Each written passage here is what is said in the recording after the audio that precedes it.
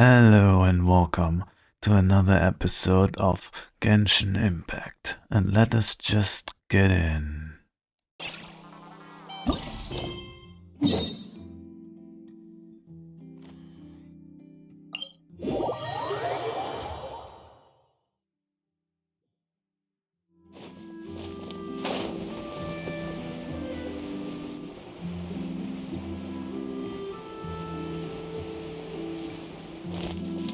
Rise with the sun!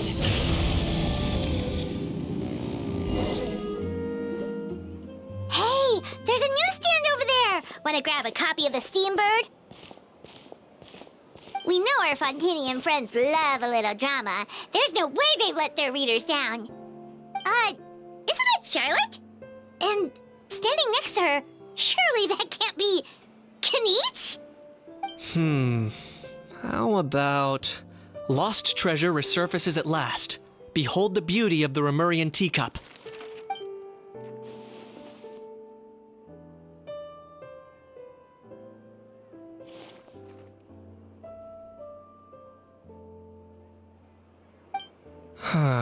Pretty shocking. But it still feels like it's missing something.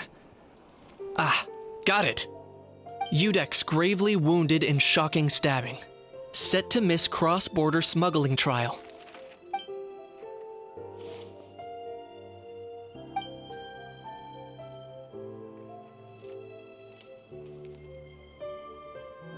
Huh? What? Did Paimon hear that right? Neuvillette was stabbed and gravely wounded? No, surely that can't be right. Can it?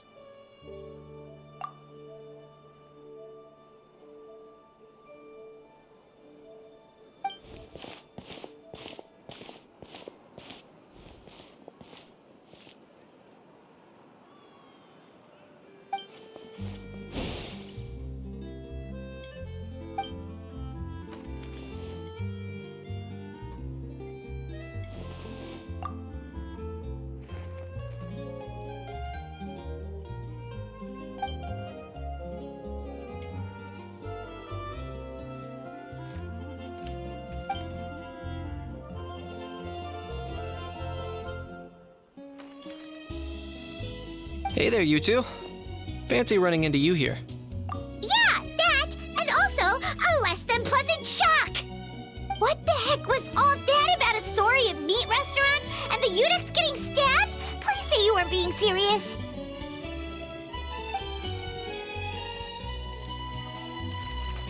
Trading tabloid headlines? Yeah. Charlotte and I were having a little contest to see who could find the most ridiculous fake news stories. Either I got lucky, or I have a knack for honing in on the most outrageous material.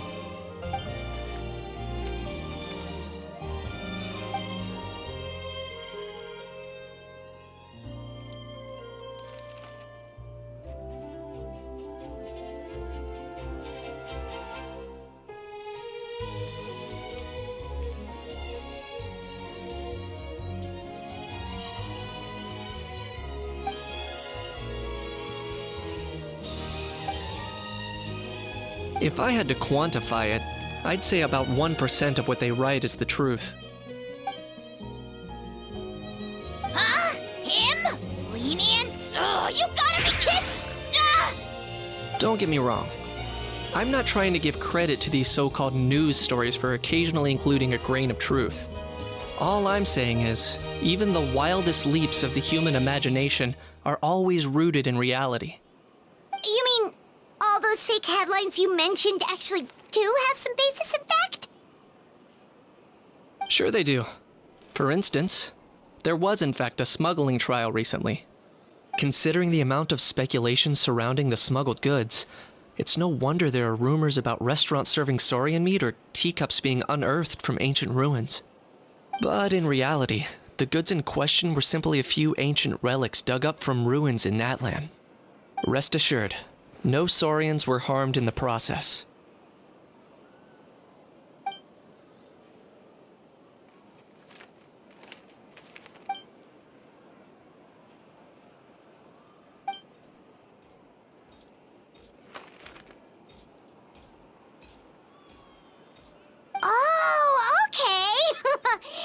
was so busy freaking out about those headlines that she totally forgot to ask why you're here in Fontaine, Kinich.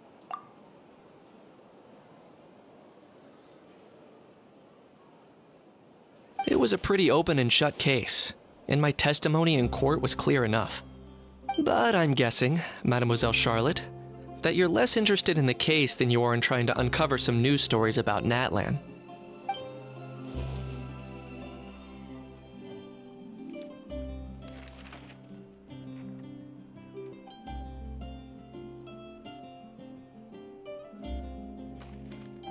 I appreciate your kind invitation, but like I said, storytelling isn't really my forte. Kinich the speechless! Kinich the tongue-tied! Huh?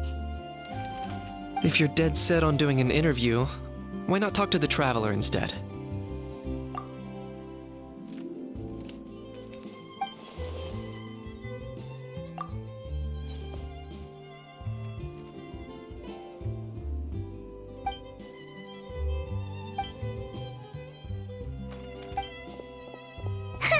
Charlotte never stops, does she? Anyway, Paimon just has to ask. That owl thing that popped out before, or was it a howl? It kind of looked like a howl, but at the same time... Oh, that thing. Yeah, that was a howl. Huh? What's up with him? Like, he's still noisy, but he's way quieter than before. It's like he's... Could be. Not acclimatizing? Aw, poor Almighty Dragon Lord is not feeling well. Too bad he can't come out to argue back. What do you mean? There's nothing physically wrong with him. It actually has to do with a strange law we learned about after arriving in Fontaine. Apparently, it's forbidden to release flying objects within Fontaine city limits during the first 3 days of each month. Paimon sure does! Paimon's been down this road before. There's an easy solution. As long as Kinich holds onto a house tail, he'll be considered an Almighty Dragon Lord balloon, not a flying Almighty Dragon Lord. Not gonna lie, I was considering that. But Ahau wasn't too thrilled with the idea of huffing and puffing away in the form of a mini helium balloon. That said, it's pretty annoying how he keeps randomly popping up all of a sudden. Anyway, this morning I saw a notice outside the Palais Mermonia about an event that's set to take place outside the city soon. Something to do with filmmaking. I hear that's all the rage here. I was planning to stay here and do some exploring for a few extra days anyway, so I think I'll go check it out. It'll be a good chance to let that noisy helium balloon out. He might even learn a thing or two. If you're free, why don't you come along?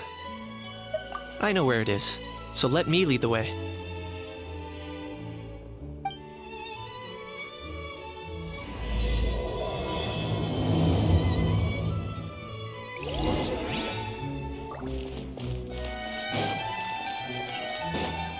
Full throttle!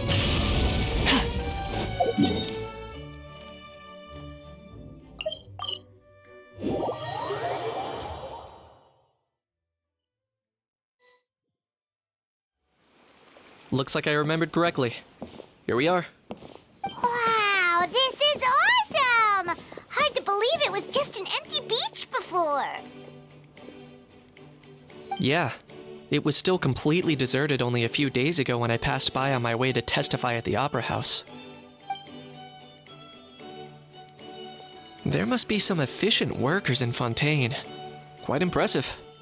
A few days? One night was all it took. Rap-a-tap-tap, ta-da!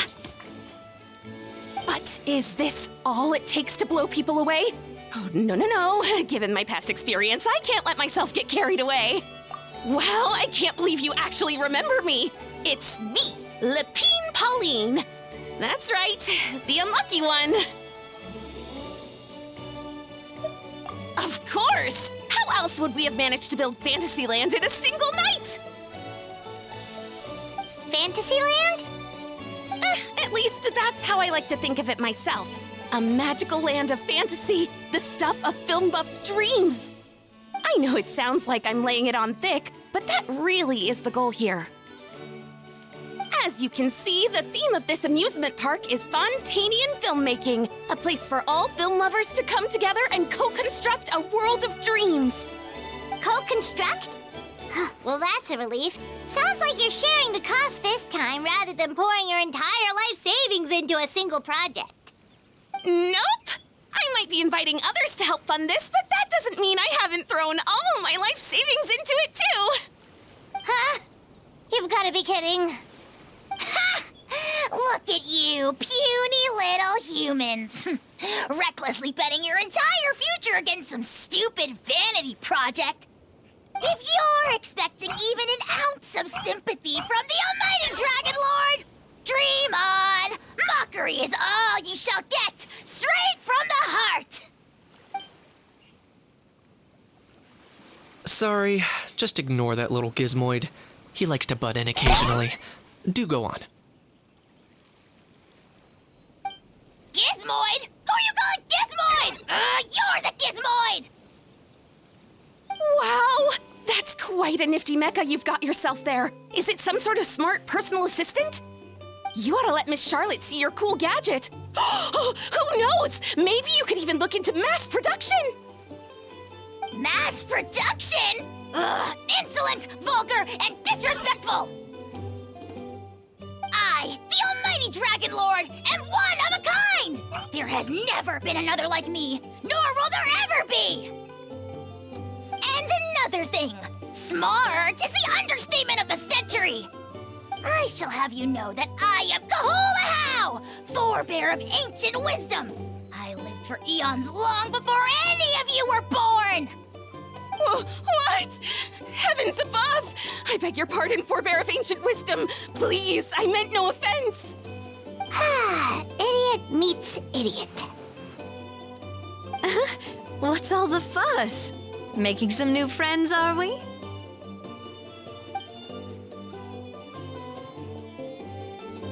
Miss Navia! Allow me to introduce the star behind all the work that's gone into this venue. Miss Navia, president of Fontaine Spina di Rosula. Hello, everyone.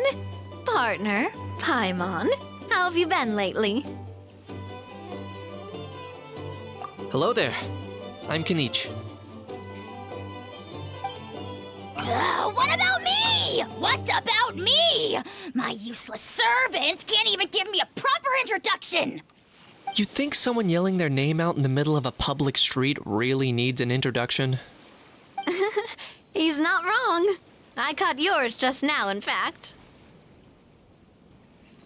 So, you must be the almighty Dragon Lord, Mr. Ahau. It's a pleasure to meet you.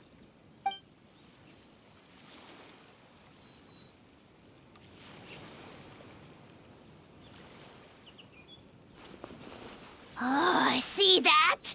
That's what I call proper manners.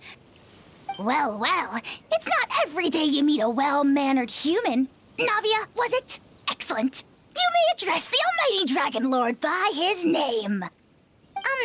Navia, don't you think the title Almighty Dragon Lord is a bit silly?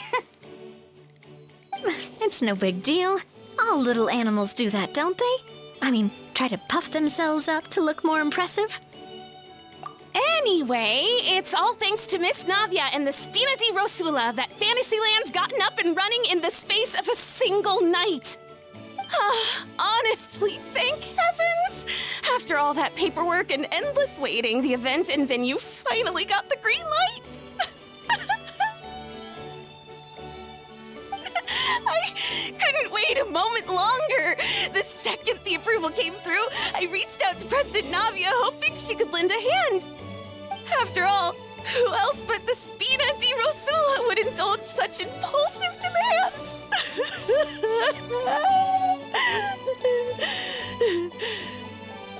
Sorry, traveler. Miss Lapine Pauline sometimes gets a bit overwhelmed by her own excitement, as you can see. I'm guessing she hasn't gone into much detail about the event yet, so let me fill you in. In short, the Cheval Moran Film Fantasyland is a fan convention that's open to film enthusiasts from all over Teyvat. Miss Lapine Pauline is hosting this event and also providing technical support. Huh? Cheval Moran?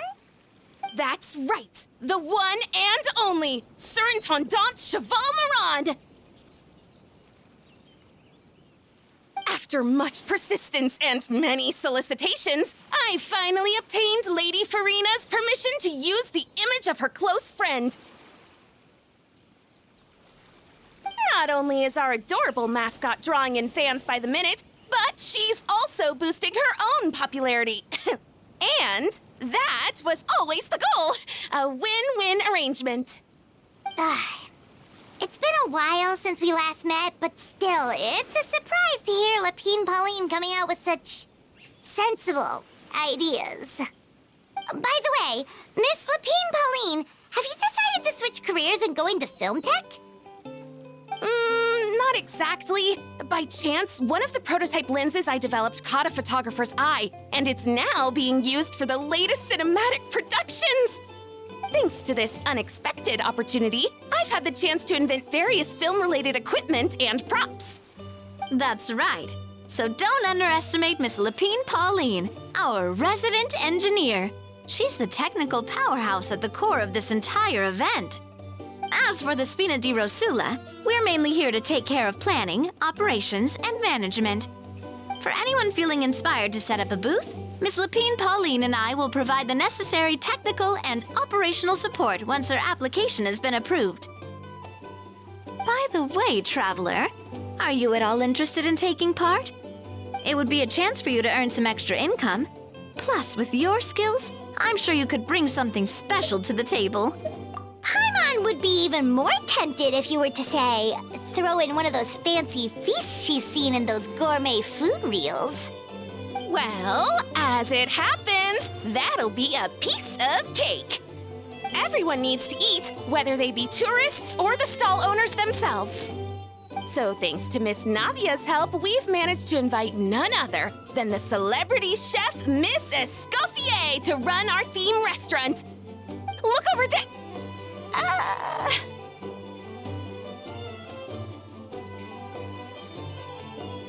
You! Yes, you! For the last time, the ingredients have to be in the right ratio! Get it right next time, or you might as well just lie down on the chopping board yourself. She seems a bit busy right now. Well, I'm sold. I think I'll make a How go be her assistant. You little... What's your game here? Demoiselle, sorry to bother you, but there's an issue over here that requires your personal attention. Apologies. Looks like it's back to work with me. Please feel free to take a gander at what we've got. Anyway, if you're interested in taking part, come find me later.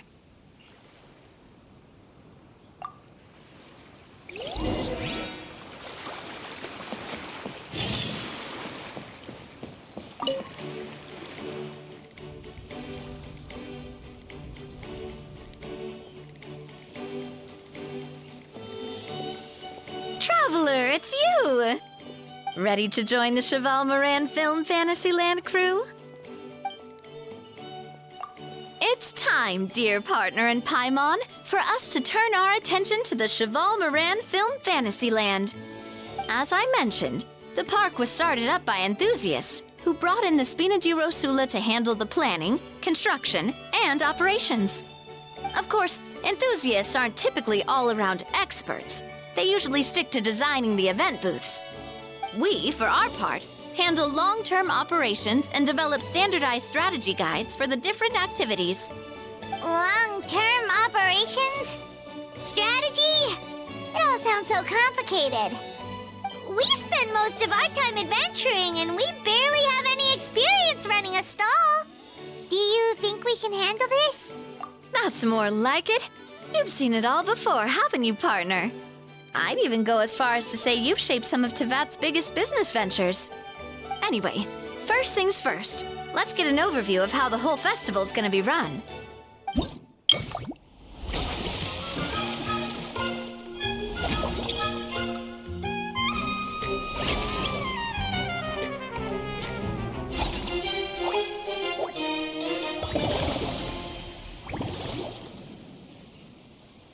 As you can see, our fantasy land's a bit like a sugar-free macaron right now. Several areas are still under construction. The Spina's only been able to hire a limited number of craftsmen. Besides, we don't have enough experience to handle multiple projects simultaneously. That's why I chose to adopt a time slot-based planning method, so we can focus on specific tasks during each designated period. Upgrading facilities, expanding the venue, hiring staff. All of this requires funds and time slots to accomplish. So, it's our job to allocate precious time slots in each business cycle to the most worthwhile tasks. As we attract more guests and earn money to add to our funds, we'll also be able to work more efficiently, which will allow us to divide each cycle into finer time slots, which will let us get more. So we'll be limited in the decisions we can make and tasks we can focus on within each, which means we have to use our limited actions and Mora to earn even more Mora. Kinda like playing chess or cards then. Cooking up a strategy in advance is gonna be key. Paimon thinks she just about gets it. How do you feel about it, Traveler? Yep, come on, we can do this. You mentioned standardized strategy guides just now. Does that mean there are non-standard ways to take part too? Of course. Film and entertainment mean different things to different people, and there's gonna be a wide range of exciting activities for people to try out. If we're not careful, some visitors might wander off and end up getting in trouble, and others might pick up dangerous props by mistake. To avoid confusion, we need to create a standardized strategy guide for each activity. Just think of it like a walkthrough. Wow, if we're the first ones to test out the activities, who knows what surprises there could be waiting for us. But if we hit a tough spot, we'll just have to rely on our skills to carry us through. Hopefully it goes without saying that I'd never put you in danger, partner. I carefully checked all the existing activities before you arrived, and I can assure you that they're all perfectly safe. I also wanted you to experience the activities before anyone else gets to. It'll be fun. Plus, we'd like to hear your thoughts and suggestions. Oh, those are two things Navia is best at. Making people feel safe and having fun. Great! Well, I can't wait to hear what you think. Your input is super important to us. All right, then. Let's start with Eclectic Escapades and put our first guide together.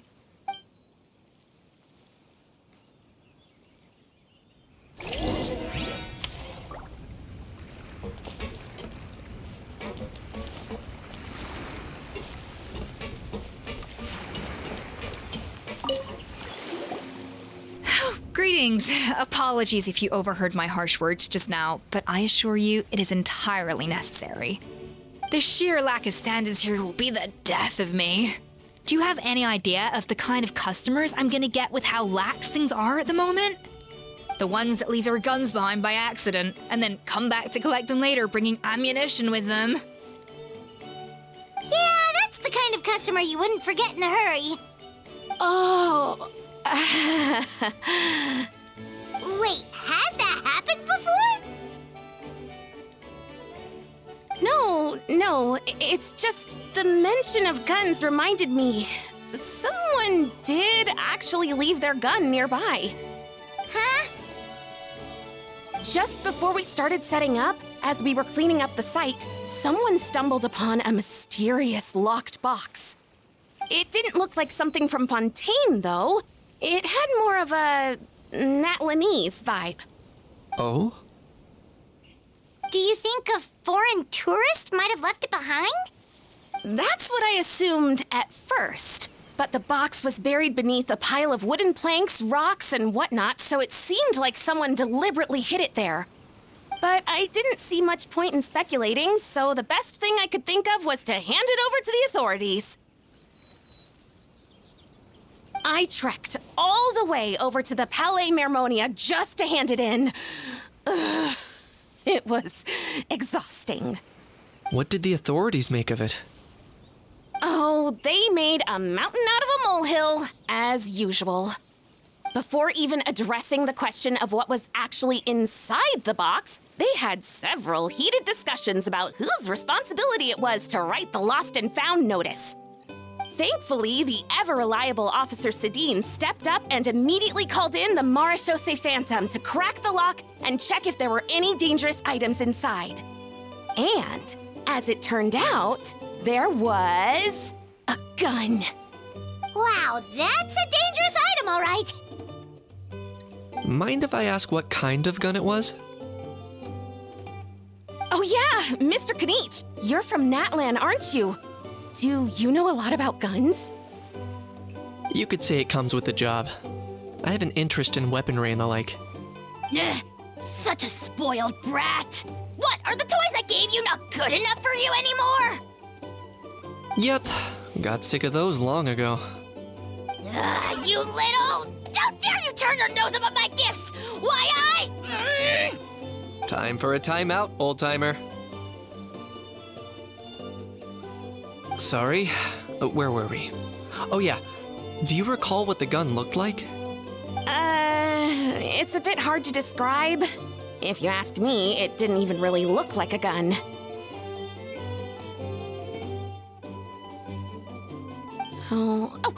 Give me a second. I'll knock out a quick sketch.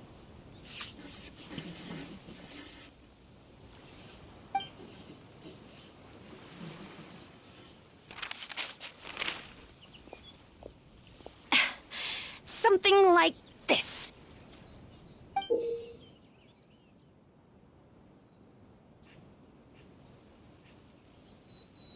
Whoa, it's so neat and precise! It's nothing. Sorry. Is something wrong with my drawing? I know it doesn't really look like a gun, but I assure you, this is exactly what it looked like. And it certainly could shoot as well, too. I confirmed that with the officer from the Marechaussee Phantom. No, quite the opposite. The features are very accurate, and it is definitely from Natlan. Please, don't mind me. I'm just taking a moment to admire it.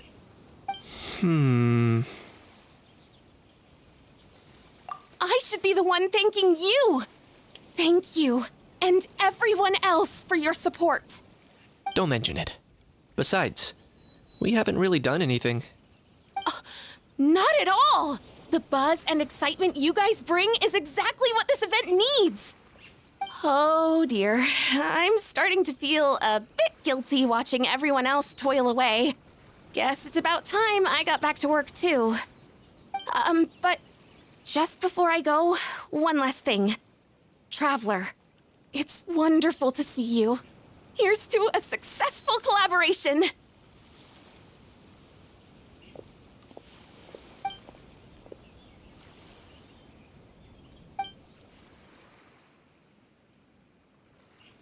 I'm sure you noticed that there was something unusual about that gun. Correct. It's most likely an old weapon dug up from some ancient dragon ruins. Based on my experience, it might be more accurate to refer to it as a hand cannon. But in Fontaine terms, it's not wrong to call it a gun. Given why I came here, don't you think it's curious that an ancient dragon relic of unknown origin would turn up like this, out of the blue? I suspect this gun might have something to do with that smuggling case. It might have slipped through the cracks. Time is of the essence, so I'd like to head over to the Palais Mermonia to verify my suspicions. Perfect. Then we can head out right away. Or, if you want to catch up with your friends first, I can wait.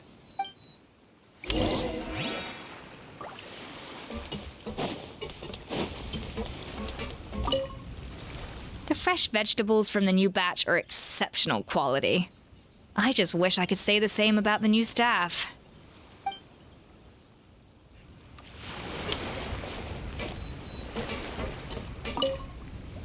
All right then, time to try out Eclectic Escapades. I'll leave the strategy guide to you guys.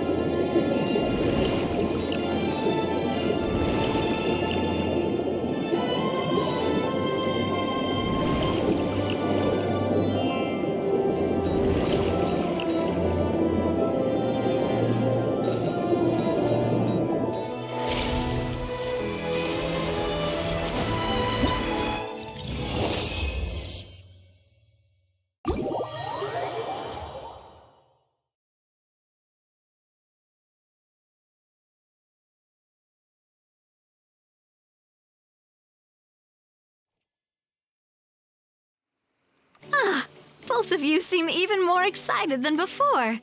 Looks like your first... Paimon hasn't actually watched that many films, but after trying it out, she might just be hooked. We should check out the film that it's based on. Great job, Paimon. That's exactly what our enthusiast friends were hoping you'd say.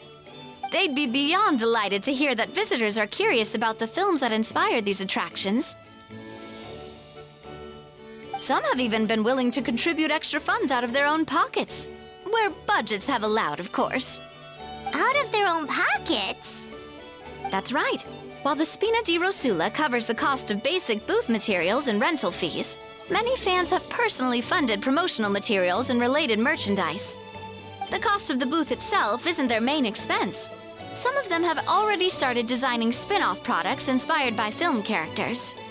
Take our official mascot, Sir Intendant Chevalmoran, for instance. She won second place in the last most popular character poll for the comic film category, and was even dubbed the pinnacle of round, bouncy cuteness. Many people have expressed interest in designing cushions based on her image, using the highest quality fabrics and hiring the most skilled artisans to mass produce them. These cushions will officially go on sale at the next convention alongside lots of similar products. Don't worry. As Surintendant Chevalmoran's guardian and official image rights agent, Farina's already getting 60% of the sales revenue. After all, the fans are doing this voluntarily, not for profit, but to promote Surintendant Chevalmoran's adorable image. The more Mora ends up in Farina's purse, the better Surintendant Chevalmoran's meals will be. And who wouldn't be happy to hear that? Oh, Paimon likes the sound of that. Everyone working hard for something they all love without worrying about profit. Still, we can't just ignore Mora completely. Whether it's fan creations or official commercial projects, some level of financial balance is still necessary. The same logic applies to the Chevalmoran Film Fantasyland taken as a whole. Once we finish the standardized strategy guides, our attractions can officially be open to the public. But we can't take personal charge of the ticketing process. There's plenty of work to do at the various booths, and the park itself is a work in progress. We'll need to assign dedicated employees to maintain and manage each attraction. There's a recruitment section on the park's bulletin board. We've received many applications, and each candidate has their strengths. Our job is to match the best candidates to each attraction based on their overall performance. Once assigned, the staff will keep the attractions running, ensuring a continuous revenue stream. Wait, so we've suddenly gone from being playtesters to heads of human resources? That's definitely a first for us. Just don't hold everyone up to your own standards, okay? You can't expect everyone else to be as capable as you. All right, time to review some resumes. Fingers crossed we'll get some exceptional candidates.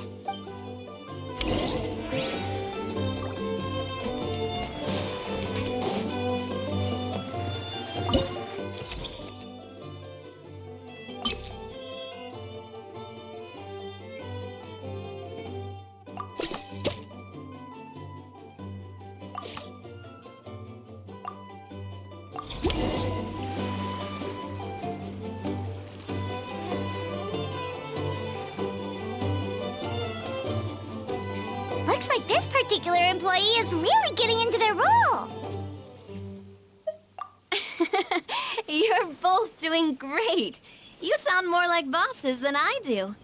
In any case, with this, the Cheval Moran Film Fantasyland is now officially open. Running a theme park is a long-term project. You won't make much if you try and rush it. We're just about done with our current work setup, so let's take a short break and wait for this cycle's revenue report to come in.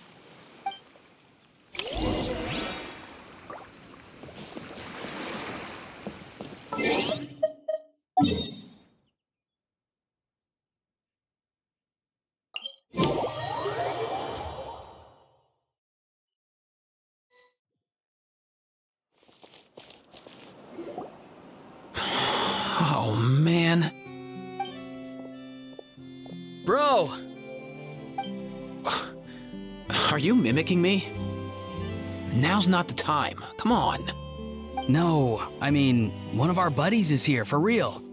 Quite a few of them, actually. Aurora and Aoife, what brings you to Fontaine? Huh? How come you're... Ah, I'm guessing Kanich is here because of that international smuggling case, right? I've heard quite a bit about that. Word sure gets around quickly, huh? First time abroad and you're already making headlines. Oh, stop it. It's not like I was the center of attention.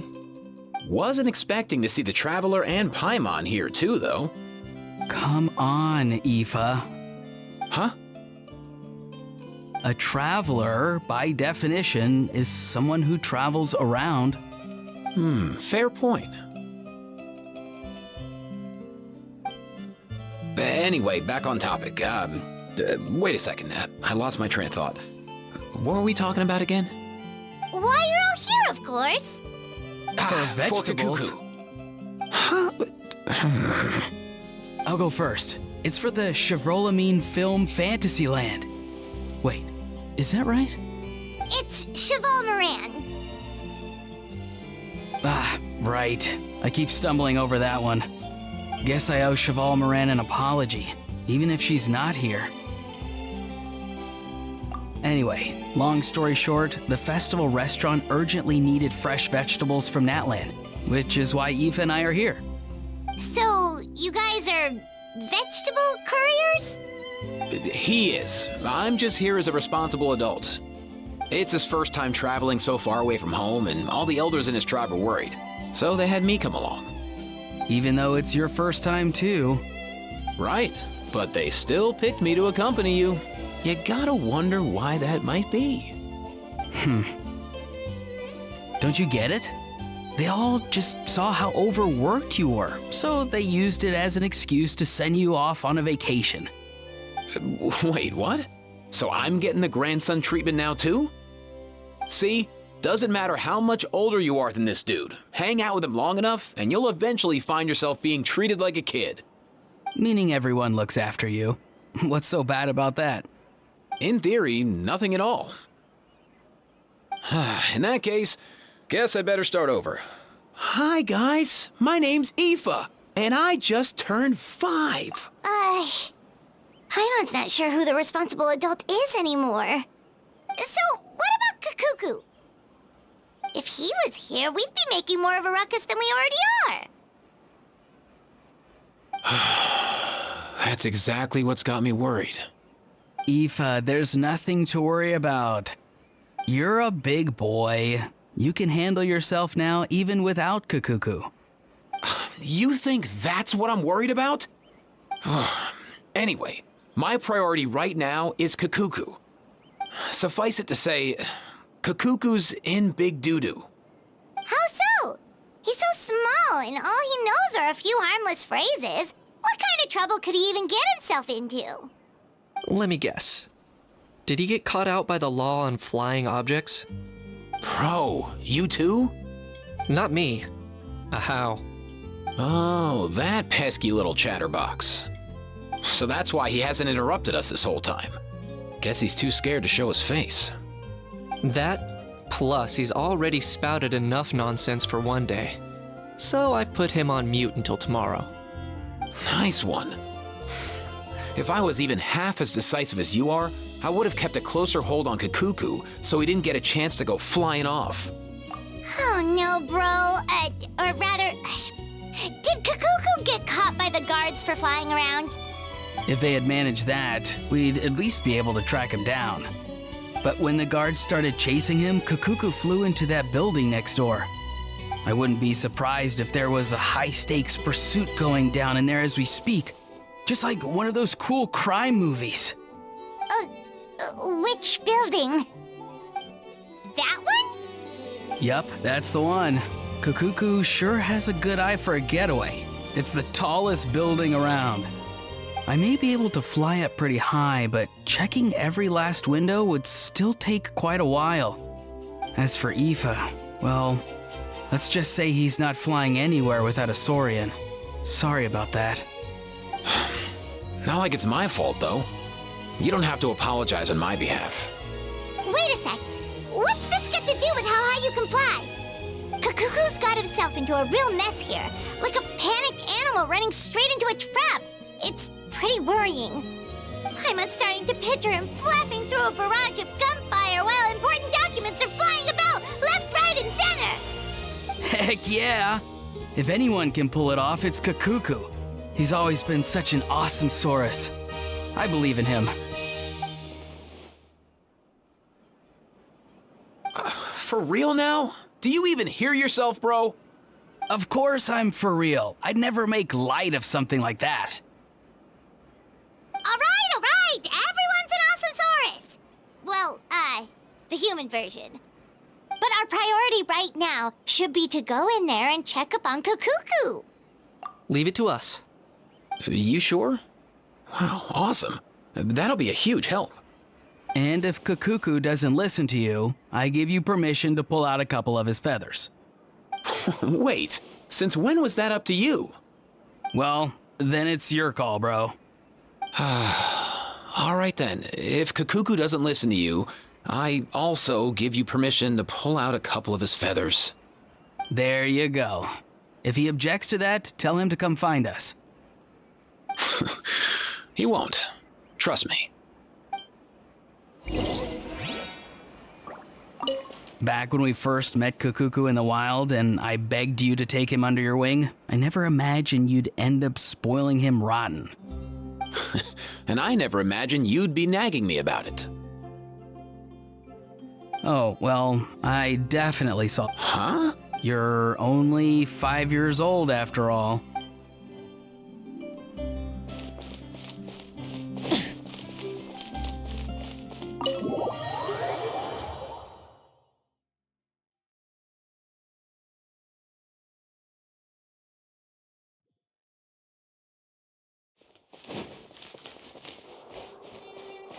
Nothing new there. What's all that commotion? Are they arguing in there?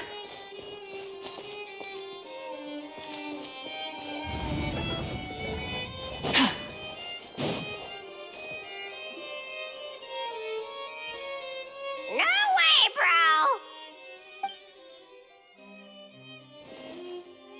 bro!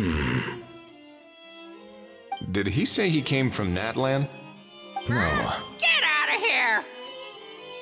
I can understand his words, just not what they mean. Oh no.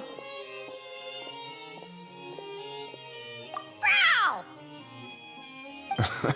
He keeps repeating the same things over and over again. Oh, you know one another. He's a friend! Yeah! A saurian friend of a human friend! Great, well, that was easy. Looks like we've tracked down the owner. Guess that's one less lost and found notice for you to write, Monsieur Nivelet. For real? Traveler, was there something important you wanted to discuss with the Udex? I'm just about done with my business here. Need me to step out? Stay and hear them out first. Perhaps it will have some bearing on your own work. If I'm not mistaken, you are the same Mr. Kanich who served as a witness in the smuggling trial? I take it there's been a further development in the case. That's right. Very perceptive, Mr. Udex. So you've met Nervalette before? But wasn't the trial overseen by another judge? I've seen his photo in the papers. But as for this other gentleman... Allow me to introduce you to Mr. Wriothesley, administrator of the Fortress of Meripede. Or in layman's terms, Fontaine's prison warden. Please, feel free to share anything about the case. There's no need to keep anything from him. Pleasure to meet you. Pleasure to meet you! Wow, that sounded just like me. But should we really discuss official business in front of the Saurian? Oh, wow! Oh, no! I believe he said... Or rather, I suppose he meant that he'll keep this to himself. Though I should mention, Mr. Kukuku, that we will have to ask you to sign a confidentiality agreement. Sure thing, bro!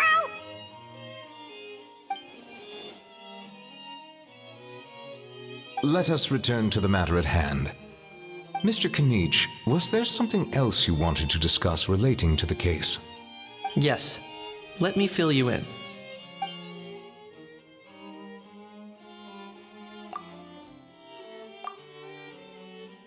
Wow! It really is exactly like Lapine Pauline's sketch! That must be all that practice drawing engineering blueprints, huh? So if it's true that this weapon came into Fontaine alongside the contraband from the smuggling case, then there's a high chance we overlooked a suspect. That's exactly my line of thought. I see. Mr. Kanich, thank you for reporting this promptly. I'll arrange for the Marechaussee Phantom to investigate right away. We should begin by questioning the prisoners in custody. Wriothesley. I'll sign off on the interrogation request, don't you worry. That would be much appreciated. It's lucky that the Palais Mermonia wasn't scheduled to release any public bulletins today, and that this gun's lost and found notice hasn't been written up yet. In other words, the news hasn't leaked. I'll be staying in Fontaine for the time being. If there's any progress in the investigation or you need my help, feel free to reach out anytime. Yep, we were just about to go help out with Lapine Pauline's convention. If there's any news, we'll keep you all posted. Marvelous. Thank you all. Well then, all that's left is to...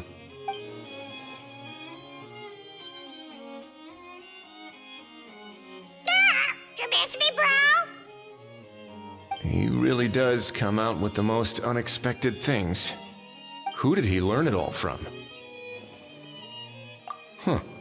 Well, it's pretty extraordinary. Anyway, according to due process, we must first determine whether Mr. Kukuku qualifies as a flying object. And, following on from our conversation just now, he also needs to sign a confidentiality agreement. Drafting said agreement may take some time. Looks like you'll be staying with us for a while then, Kukuku. Excited? That would save us a lot of trouble. Many thanks. All right then, we'd better get going. No need to see us off.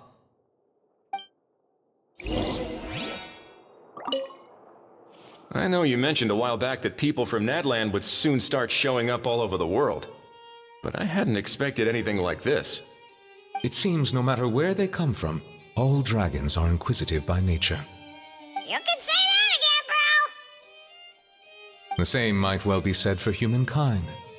The real reason you chose to stay to investigate this case was your curiosity about Natlan and Mr. Kukuku, was it not? Guilty as charged. Nothing gets past you. So, how about we take this opportunity to chat a little more? We've got the world's best translator on hand, after all. Sure thing, bro!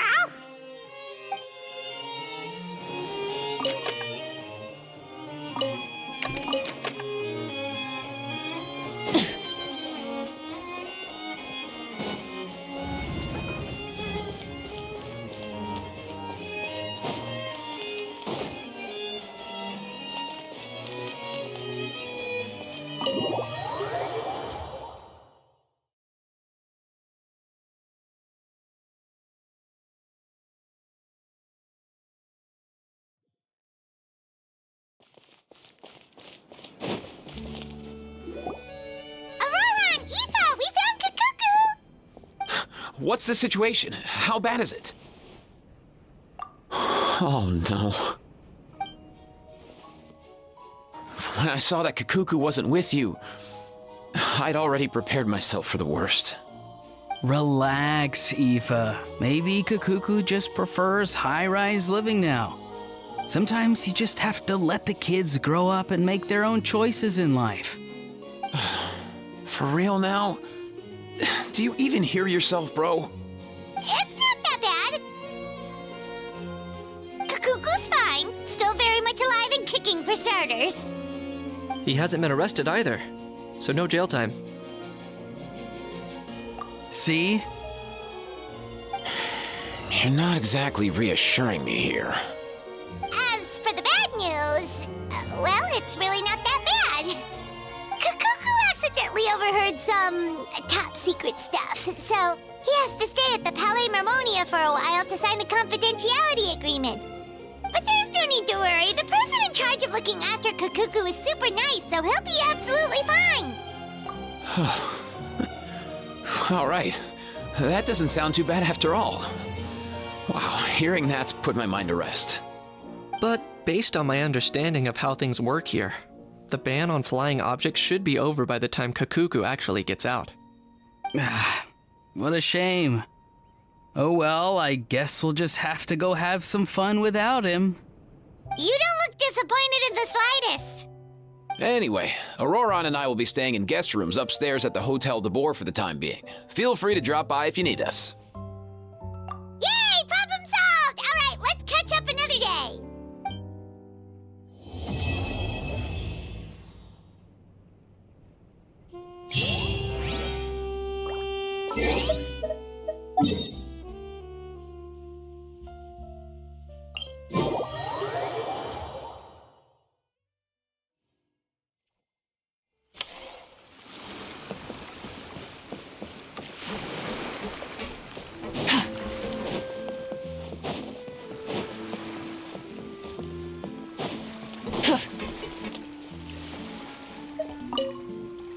Well, this cycle of operation sure got us off to a good start. On to the next one.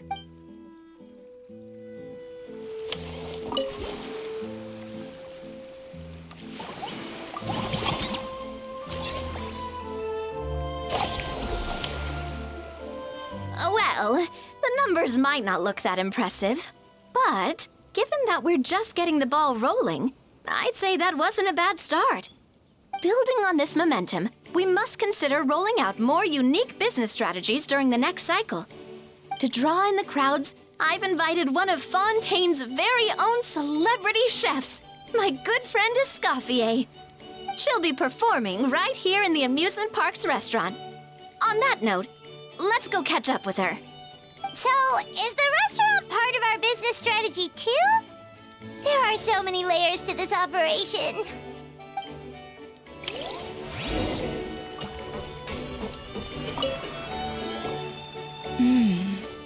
The restaurant is up to standard, and the waterside location will make for a unique dining experience. The beautiful scenic reflections in the water create a stunning backdrop, lifting diners' spirits and allowing them to truly savor their meals. Ingredients, check. Cooking utensils, check. Looks like we're ready to rumble. Hey there, Escoffier! Oh, my employers are here. The president of the Spina di Rasula, plus the famous traveler and Paimon.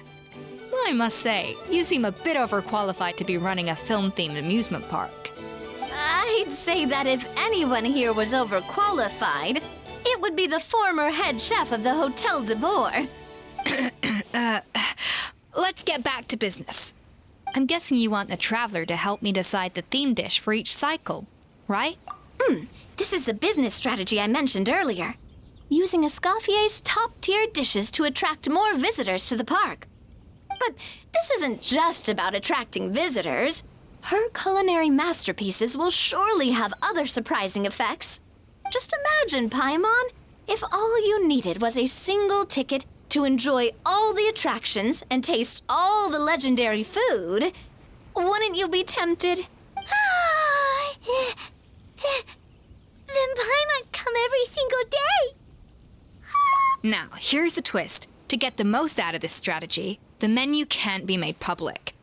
Based on research by a certain food branding consultant, many restaurants have started offering a special chef surprise dish. So give me some inspiration every few business cycles, and I'll decide on our next themed dish. Now then, give me your hand.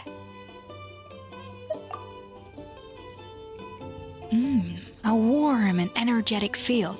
Your hands are calloused from wielding your sword, but still quite delicate. When you grasp its hilt, it's like you're holding the bow of a violin. A sword, then. The theme this time shall be strength. Alright, let's find out what strength looks like in gastronomical form.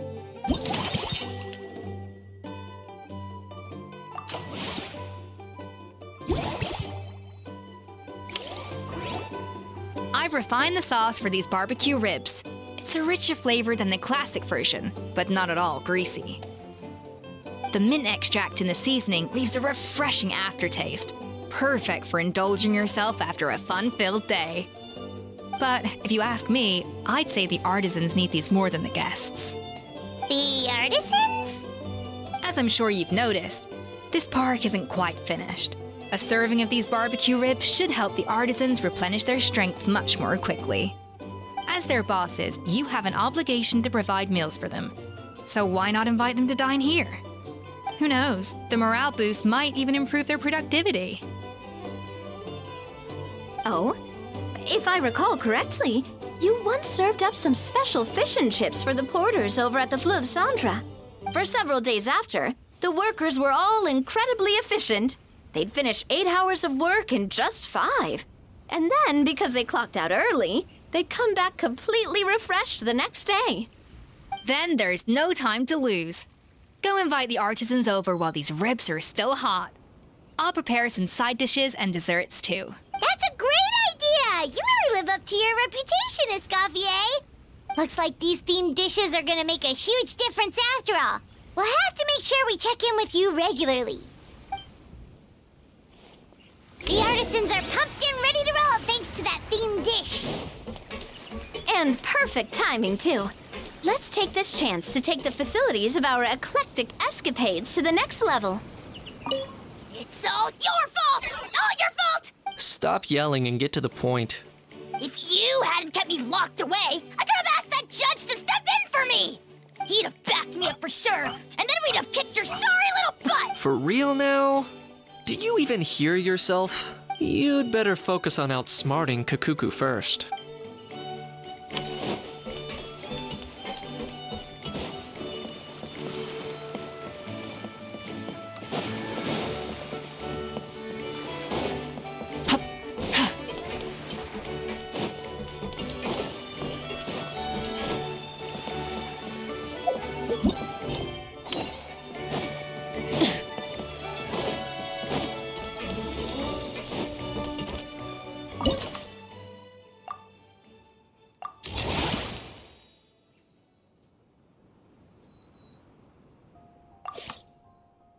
We should be able to attract more customers by upgrading the stall, don't you think?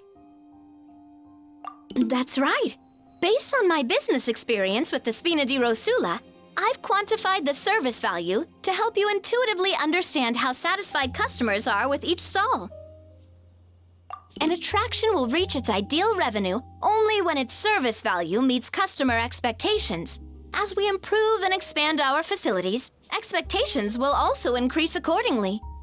When that happens, we can deploy more capable employees or invest funds in training to enhance our employees' skills.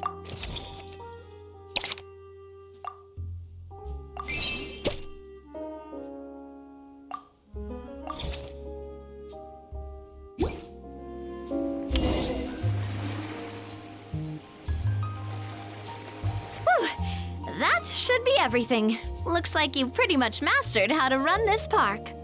Huh? Have we really? Thinking about it, we have learned quite a lot, haven't we?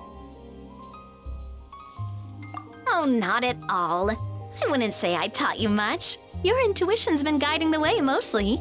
I imagine long-term operations sounded like a scary prospect the first time I mentioned it, huh?